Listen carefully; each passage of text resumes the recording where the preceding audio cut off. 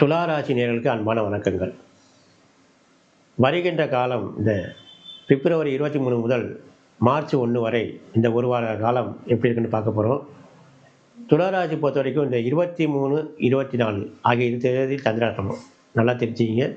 துளாராசி பொறுத்த வரைக்கும் 23, 24ஆம் தேதி சந்திராஷ்டமம். இந்த இரு தினங்கள் நீங்கள் சுப நிகழ்ச்சிகள் தவிர்ப்பது நல்லது.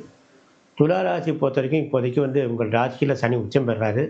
அந்த சனி இப்போ பேச்சியாக போகிறார். உச்சம் பெறுகின்ற சனி இப்போது பேச்சியாக போகிறார். பேச்சியாகி இப்போ துளாராசியில் பேச்சியாகி போது இருக்கிறதுனால அதோட சனி பாதிப்பு துளாராசிக்கு எப்படி இருக்கும், அது நன்மை எப்படி இருக்குன்னு பார்க்க போகிறோம்.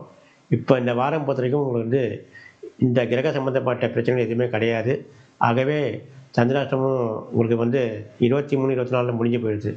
வருகின்ற வாரங்கள் துளாராசிக்கு சாதகமாக இருக்குமா என்பதை பார்ப்போம். மீண்டும் உங்களை சந்திக்கிறோம். நன்றி, வணக்கம்.